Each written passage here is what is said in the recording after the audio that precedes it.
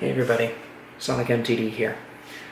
Before we start today's video, I realize that a lot of people are going to be possibly tuning into to me for the very first time, and this might be your first video with Always Right Reviews, to which I have to say hello. It's a pleasure meeting all of you.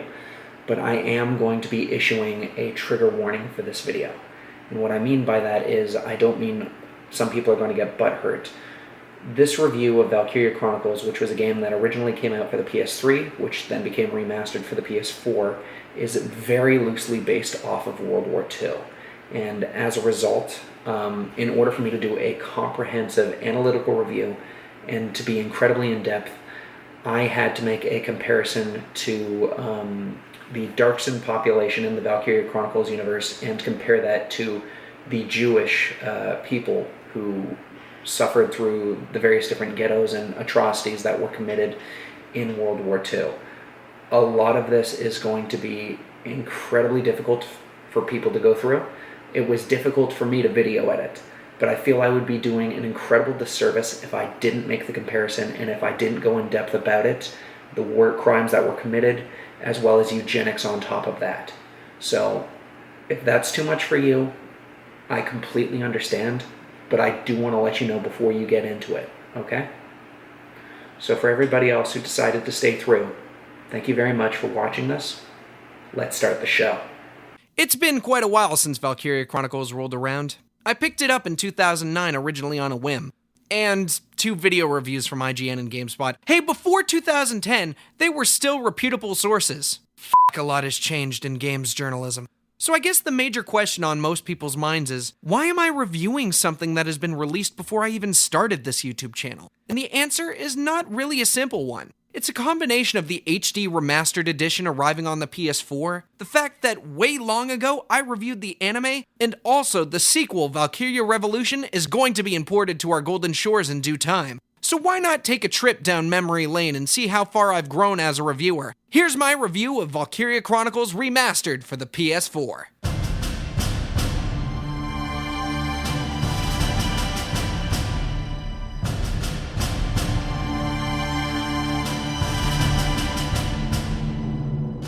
I remember this feeling.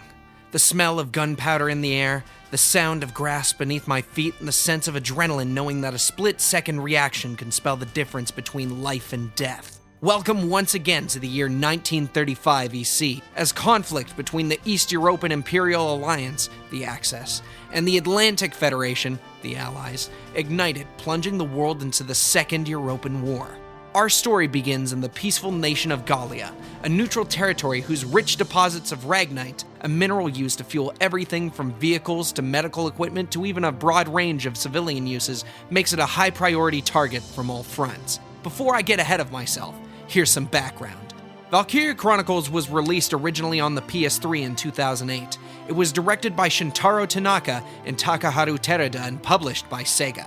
While it didn't sell the greatest on our shores during launch, it eventually gained a cult following spanning 2 sequels on the PSP, the third of which never released in North America, and an anime done by A1 Studios, which once again, I reviewed back in the day. Valkyria Chronicles tells the story of Welkin Gunther, a 22-year-old university student coming back home to the town of Brule just as war is about to erupt. He's arrested under accusation of being a spy by Town Watch member Alicia Melchiot. Before Welkin can be thoroughly prosecuted, though, an Imperial scouting party starts attacking, forcing Welkin and Alicia to grab a rifle and defend themselves. Racing back home to his house, Welkin and his adopted Darkson sister, Asara, grab his father's tank and manage to escape with Alicia in tow. It's at this point, Asara, Alicia, and Welkin are assigned to Squad 7 of the Gallian militia, and thus we lay our scene.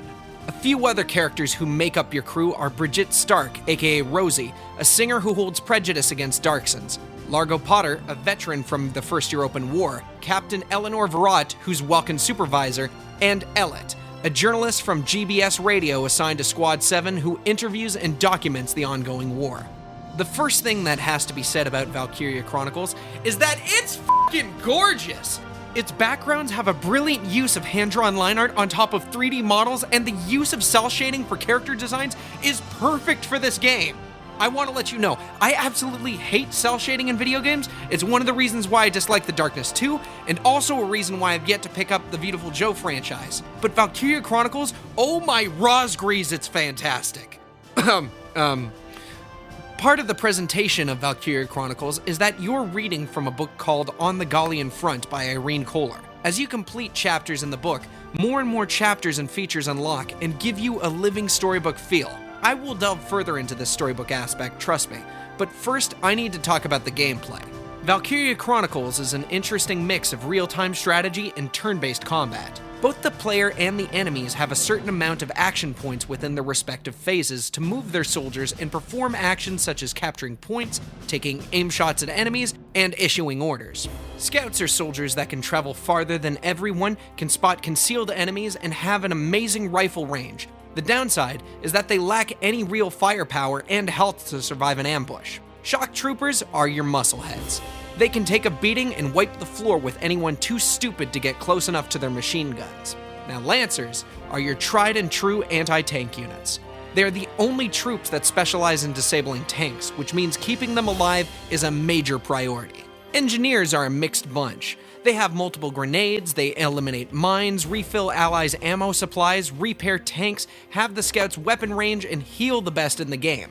Just like scouts, their health pool isn't the greatest, and their combat stats kinda suck, but they move almost as far as scouts and keep everybody on your team alive. Snipers can barely move, but set one up and they can take out opponents halfway across the battlefield. They have the absolute worst health in the entire game, but are an absolute holy grail when you need a motherfucker dead.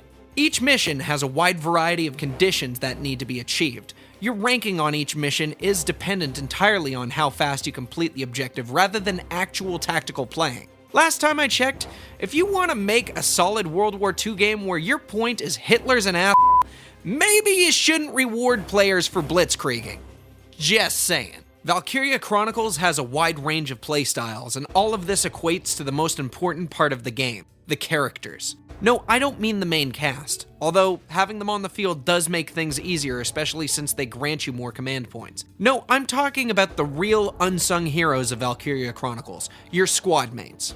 Valkyria Chronicles has a large roster of soldiers, all of which with unique personalities and skills that can single-handedly turn the tide of battle. It's up to you as a player to figure out what soldiers to use, factoring in terrain, potentials, objectives, and team chemistry. As you use more and more of your squad mates, their potentials start to unlock, leading to more opportunities or disadvantages in the game. As a nice added touch, Elliot interviews the squad mates you've been using, adding a whole new outlook into their backstory. I'm not kidding you when I say I got incredibly attached to my teammates. It was to the point I would never even head out on a mission without Vice Engelbard, Ika Thompson, Edie Nelson, Jane Turner, Nadine, Lynn, Wendy Cheslock, Hector Calvi, Audrey Hettinga, and my personal favorite, Marina f***ing Wolfstan. When you have a roster of characters this diverse, you want to achieve the objective as fast as you can, but not if it's going to put your squad mates at risk. If a squad mate runs out of health, they begin to bleed out. And if you don't get an ally to their body in 3 turns, or if an enemy manages to get to their body first, that player is immediately removed from the fight and will become available after when everything is psych, they're dead. They're dead for the rest of the game, and it's all your fault. As a person, I often get so ridiculously immersed in what I'm absorbing. One of the reasons why I don't like watching horror movies is I feel personally responsible when a character is killed off due to a bad judgment call. So if I ever lost someone in Valkyria Chronicles, you better believe there was some self-abuse afterwards. Just to show you the impact of your decisions, this is Lynn. She's a special shock trooper that is unlocked after a certain set of conditions. She's a Darkson who was planning on waiting out the war. After news of her fiancé Carl was injured in battle, Lynn immediately enlisted, hoping to keep him safe. When she dies, she leaves behind her fiancé, who's also an engineer in Squad 7. Through one bad move, I have single-handedly destroyed a wonderful, loving relationship that was supposed to stand the test of time, even after they raise children and grow old together. Oh God, Lynn! I'm so sorry! Please forgive me! I'm so sorry!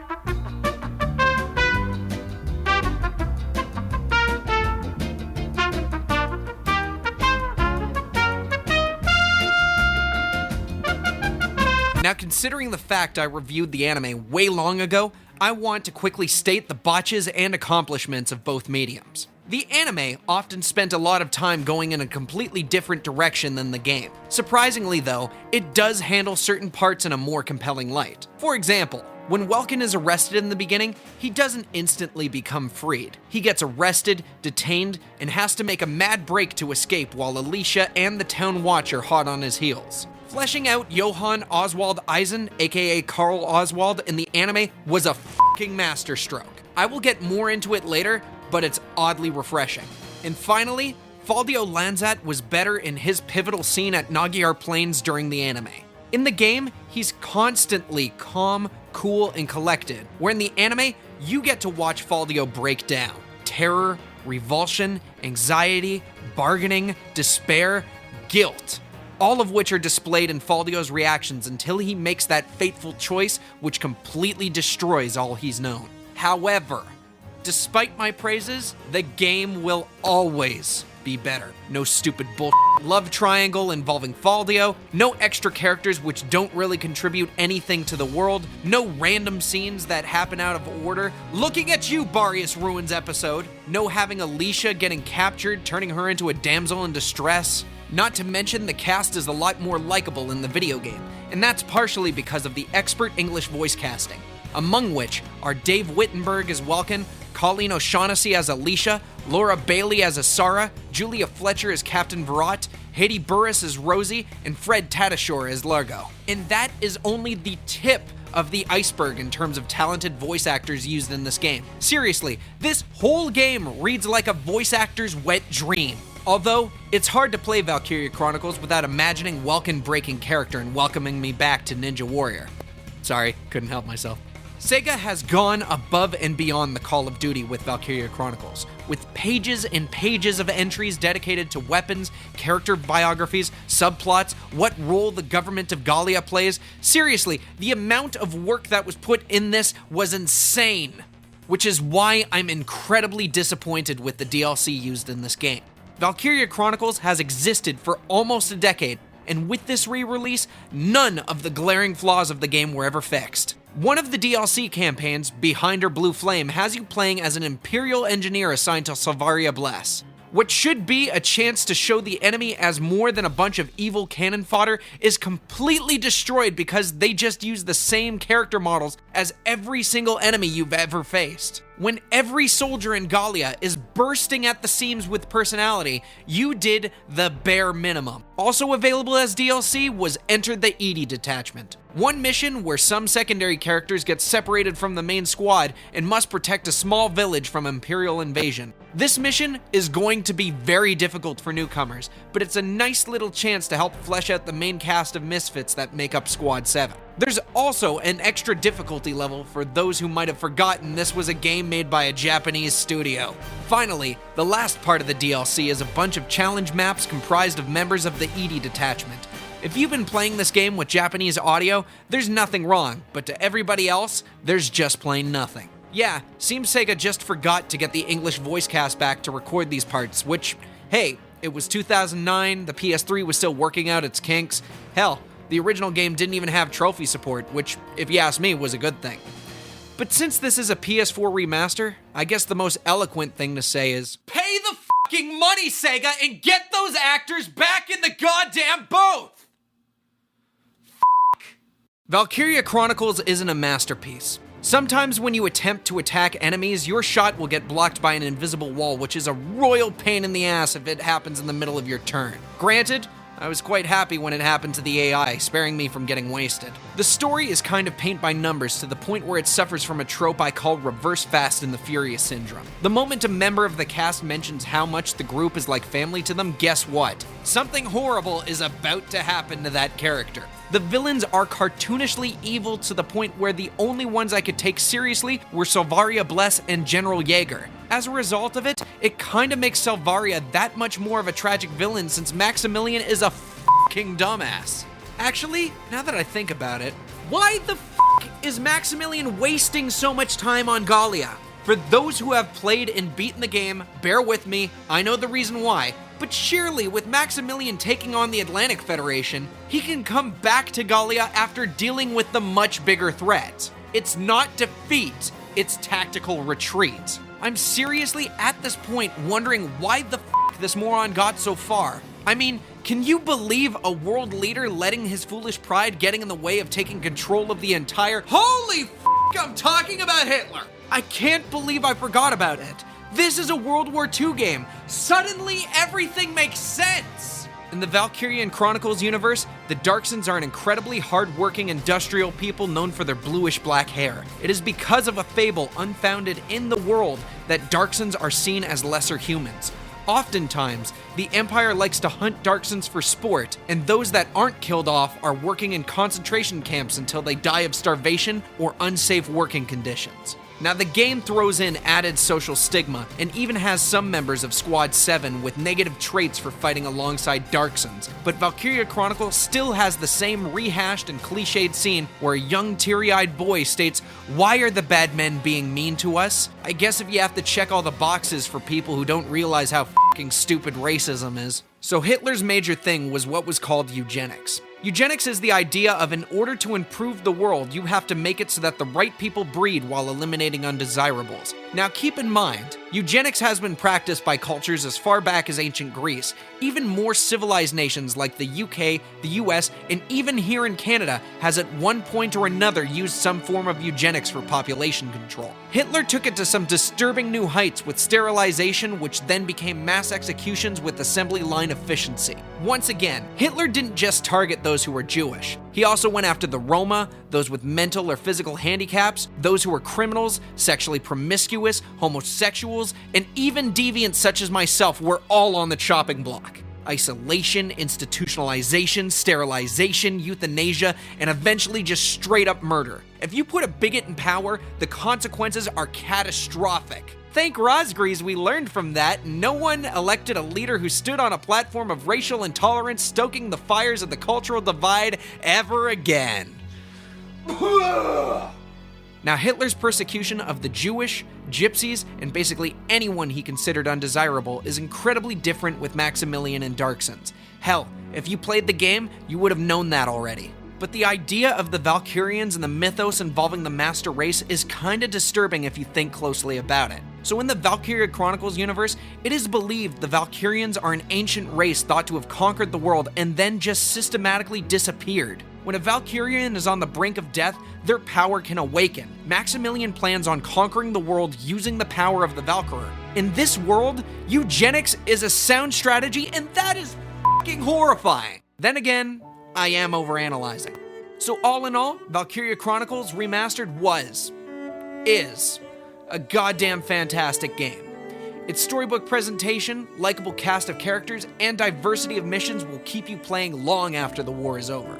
If you don't have a PS4 or PS3, it's available on Steam. So what are you waiting for? I'm SonicMTD. In war, anime war never changes. Nah.